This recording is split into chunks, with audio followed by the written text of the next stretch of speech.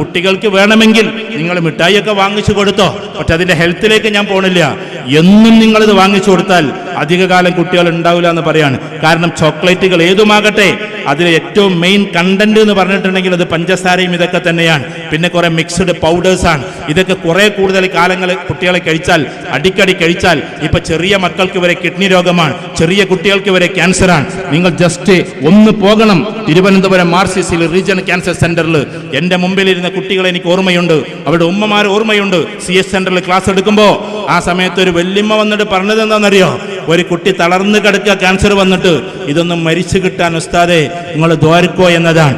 ഇങ്ങനെ കൊച്ചു കുട്ടികൾക്ക് പ്രയാസമേറുന്ന രീതിയിൽ എന്തൊക്കെയോ വാങ്ങിച്ചു കൊടുത്ത്, എന്തൊക്കെയോ ജങ്ക് ഫുഡുകൾ കൊടുത്ത് നമ്മുടെ കുട്ടികളെ കൊലക്ക് കൊടുക്കല്ലേ. ആ കുട്ടികൾക്കറിയില്ല. രാവിലെ എഴുന്നേറ്റാൽ, ഞാൻ എവിടെ സൂചിപ്പിച്ചിട്ടുണ്ട്, ആദ്യം കുട്ടികൾക്ക് വേണ്ടത് വെള്ളമാണ്.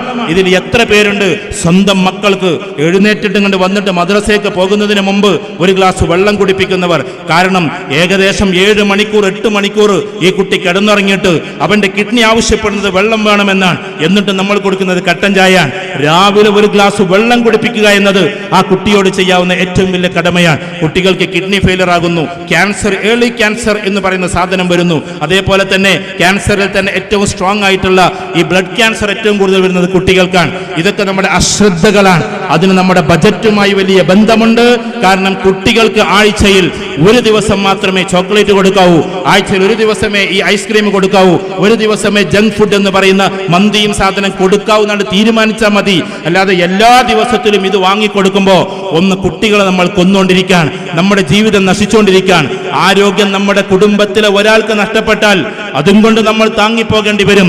നമ്മുടെ ഒരു കുട്ടിക്ക് കിഡ്നി ഫെയിലിയർ ആയാൽ മതി, നമ്മുടെ എല്ലാ സന്തോഷവും അവിടെ നിൽക്കും.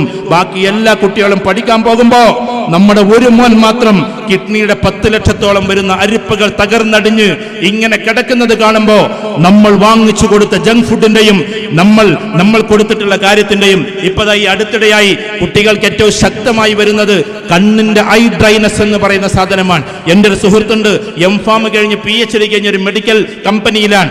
അതിൽ ഇൻഗ്രീഡിയൻസിന്റെ ഭാഗത്താണ്, മരുന്ന് മിക്സ് ചെയ്യുന്ന ഭാഗത്താണ്. അവൻ പറയാ അടുത്ത കാലത്ത് ഏറ്റവും കൂടുതൽ ഇറങ്ങാൻ പോകുന്ന മെഡിസിൻ ഐ ഡ്രൈനസിന് വേണ്ടിയിട്ടുള്ളതാണ്. കണ്ണ് ഉൾവലിഞ്ഞ് പോവുക, അഥവാ കണ്ണിന് ഡ്രൈ ആയി പോവുക, വെള്ളം വറ്റി പോവുക, കണ്ണ് ചലിപ്പിക്കാൻ പറ്റാതാകുക. എന്താ കാരണം? നിങ്ങൾ വാങ്ങിച്ചു കൊടുത്ത മൊബൈൽ, നിങ്ങൾ വാങ്ങിച്ചു കൊടുത്ത ടാബ് മണിക്കൂറുകളോളം ഇമ വെട്ടാതെ നോക്കിയിരിക്കുകയാണ് ഈ പാവം മക്കള്. ആ പാവം കുട്ടികൾക്കറിയില്ല. ഒന്നാമത് 1 മുതൽ 10 വയസ്സുവരെയുള്ള കുട്ടികളുടെ കണ്ണ് ഇങ്ങനെ വലുതായി വരുന്നേ ഉള്ളൂ.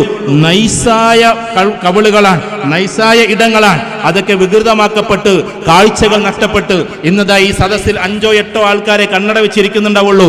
അധികം താമസിയാതെ 15-20 കൊല്ലം കഴിയുമ്പോ നമ്മുടെ ഓരോ കുട്ടികളും 20-ഉം 18-ലും മുഴുവൻ സദസ്സും കണ്ണട വെക്കുന്ന കാര്യങ്ങൾ വരാൻ പോവാണ്.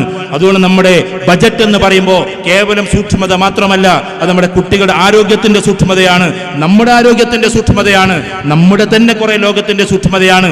അങ്ങനെ സൂക്ഷിച്ച് മുന്നോട്ട് പോകാൻ നമുക്ക് സാധ്യമാകട്ടെ. നമ്മൾ പിന്നീട് ചെയ്യേണ്ടത് എന്താ? എന്തിനാ ഇതൊക്കെ ഉണ്ടാക്കുന്നത്? നമ്മൾ ഈ പൈസക്ക് ഉണ്ടായി നമ്മുടെ കുട്ടികൾക്കൊക്കെ അരിഷ്ടിച്ചു കൊടുത്ത് എല്ലാം നമ്മൾ ചെയ്യുന്നത് എന്തിനാണെന്നറിയോ? നമ്മൾ മനസ്സിലാക്കണം. ഞാൻ അവസാനിപ്പിക്കുന്നു. ഖദീജ റളിയല്ലാഹു തആല അൻഹ ഏറ്റവും വലിയ സമ്പന്നയായിരുന്നു. സമ്പന്ന എന്ന് പറഞ്ഞാൽ ഏകദേശം മദീനയുടെ ഒരു വലിയ ഭാഗം തന്നെ അവരുടെ കച്ചവട കേന്ദ്രമായിരുന്നു. പക്ഷേ ആ സമ്പത്ത് മുഴുവനും കൊടുത്തിട്ടും